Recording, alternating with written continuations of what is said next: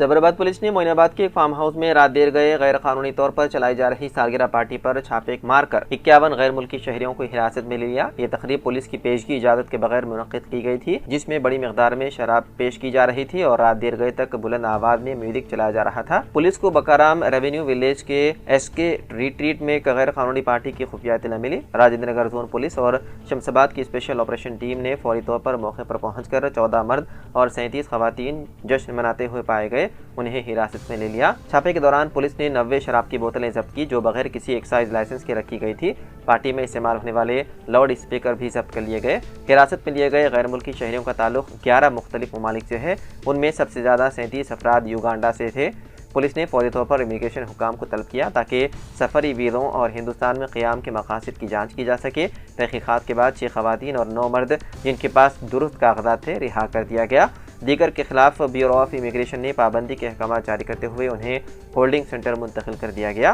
तहक़ीक़ात के दौरान ये भी इंकिशाफ हुआ है कि वहाँ मौजूद 2 खवातीन और 1 मर्द को पहले गांजा इस्तेमाल करने के मामलात में पकड़ा जा चुका है।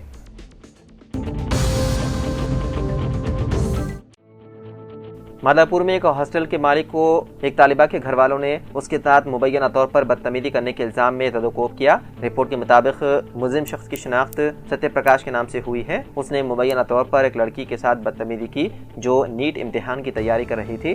वाक़े की इत्तला मिलते ही लड़की के घर वालों ने मुबैना तौर पर हॉस्टल पहुँचकर उस पर हमला कर दिया। इस वाक़े की वीडियो सोशल मीडिया पर वायरल हो गई, जिसमें देखा जा सकता है कि कुछ लोग कुर्सियां और फर्नीचर तोड़ते हुए देखे गए। मुलजिम को हुजूम से भागने की कोशिश करते हुए भी देखा गया। बाददां पुलिस ने जाए वक़ूफ़ पर पहुंचकर उसे हिरासत में लेते हुए पुलिस स्टेशन मुंतकिल कर दिया गया।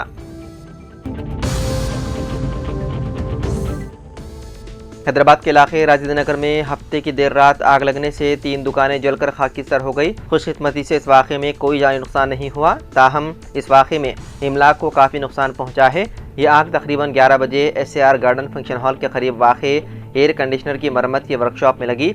आग के शोले तेजी से करीबी चिकन शॉप और प्याज के गोदाम तक फैल गई। सूरत हाल से निपटने के लिए मुख्तलिफ स्टेशनों से 3 फायर टेंडर्स को मौके पर तैनात कर दिया गया और 2 घंटों की कड़ी मशक्क़त के बाद आग पर काबू पा लिया गया। इब्तिदाई तहक़ीक़ात से पता चला है कि AC की मरम्मत की दुकान में शॉर्ट सर्किट से ये आग लगी। हुक्काम असल वजह का तयन करने के लिए मज़ीद तहक़ीक़ात कर रही है।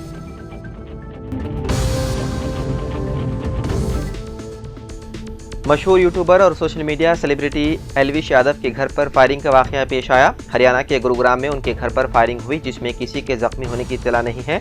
ये वाक़या सुबह 5 बजे के करीब पेश आया, जब बाइक सवार बदमाशों ने एल्विश यादव के घर पर 25 से 30 राउंड गोलियां बरसाई।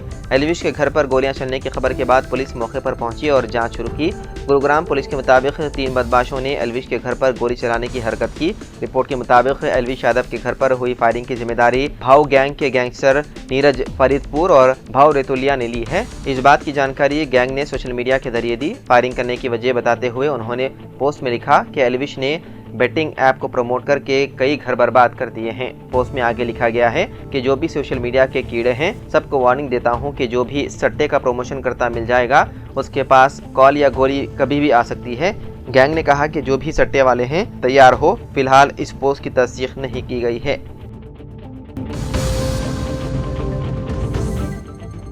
रियासत तेलंगाना में मारवाड़ी गो बैक मुहिम जोर पकड़ती जा रही है। ताजिरों ने पीर को आमंगल मंडल में बंद का ऐलान किया है। ताजिरों ने इल्ज़ाम लगाया है कि राजस्थानी और गुजरातियों ने आमंगल आकर कारोबार कायम किया है, जिससे मुकामी ताजिरों को नुकसान हो रहा है। मारवाड़ी अपनी दुकानों में 50% डुप्लीकेट मसनूआत फरोख्त कर रहे हैं। ये मुकामी तेलंगाना के ताजिरों को सख्त मुकाबला दे रहे हैं। मारवाड़ी बरादरी एक कारोबारी बरादरी निज़ाम के दौर में हैदराबाद हिजरत कर गए। तब से 1948 में रियासत हैदराबाद के इंडियन यूनियन के साथ इल्हाक के बाद कम्युनिटी अहम बाजारों में कारोबार में मसरूफ़ है। शुमाली हिंदुस्तान से गुजराती, राजस्थान और दीगर कम्युनिटीज़ अब रियासत के मुख्तलिफ हिस्सों में मुंतकिल हो गए हैं और कारोबार शुरू कर दिए हैं। मुबैना गैर अखलाकी तरीक़ों और मुकामी कारोबारों को मुतासिर करने की शिकायत मौसूल हो रही है। एक और ताजिर ने कहा कि मारवाड़ी ताजिरों की मौजूदगी की वजह से मुकामी लोगों को सख्त मुश्किलात का सामना है। उर्दू घर जगतियाल जो 3 खनीव चौराहे के करीब है और मुस्लिम अक्सरियती इलाके में वाक़ है, इस इमारत की खस्ताहाल बिल्डिंग को मुनहदिम करके उसकी जगह नई इमारत बनाने के लिए 2 साल कबल रुकन असम्बली ने भरपूर कोशिश की और उसका संग बुनियाद भी रखा। इमारत की तामीर के लिए 20 लाख रुपए की रकम की मंजूरी भी दिलवाई। इमारत की तामीर कामों का आगाज जंगी खतूत पर अमल में लाया गया। एक मजबूत इमारत की तामीर के लिए पुख्ता काम शुरू हुआ। ज़मीनी सतह तक पिलरों का काम मुकम्मल भी हुआ। इस दौरान असेंबली इलेक्शन आए। बदकिस्मती से BRS की हुकूमत का खात्मा हुआ और कांग्रेस बरसर इख्तिदार आई, मगर रुकन असम्बली दोबारा संजय कुमार ही मुंतखब हुए। मगर इस इमारत का काम ज़मीनी सतह तक ही महदूद होकर रह गया। शहर में जगह जगह नई सड़कों का जाल बिछाया जा रहा है। नोकापल्ली कॉलोनी में डबल बेडरूम मकानात की तामीर के लिए करोड़ों का फंड मख्तस किया जा रहा है। हामी लोगों का कहना है कि उर्दू घर की तामीरी कामों को जारी रखने के लिए भी रुकन असम्बली फंड जारी करे तो नवाजिश होगी। अक़लियत क़ायदीन भी इस जानिब तवज्जो दें।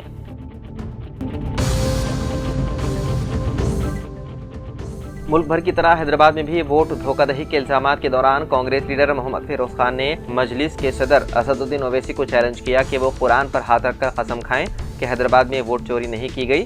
मीडिया से बातचीत के दौरान फिरोज खान ने कहा कि हैदराबाद रुकन पार्लियामेंट का दावा है कि आम इंतखाबात के दौरान हैदराबाद पार्लिमानी हल्के में या फिर नामपल्ली असम्बली हल्के में असम्बली इंतखाबात साल 2023 के दौरान कोई धांधली नहीं हुई। फिरोज खान ने कहा कि मैं असदुद्दीन ओवैसी को चैलेंज करता हूं कि वो अपने वालिद की तरह कुरान पर हाथ रखकर कसम खाएं। फिरोज खान ने कहा कि अगर असदुद्दीन ओवैसी कुरान पर हाथ रखकर ये दावा करते हैं कि हैदराबाद या नामपल्ली में वोट चोरी नहीं हुई तो अपने इल्जामात पर रुकन पार्लियामेंट हैदराबाद से मादरत ख्वाही करेंगे और ये मसला फिर कभी नहीं उठाएंगे।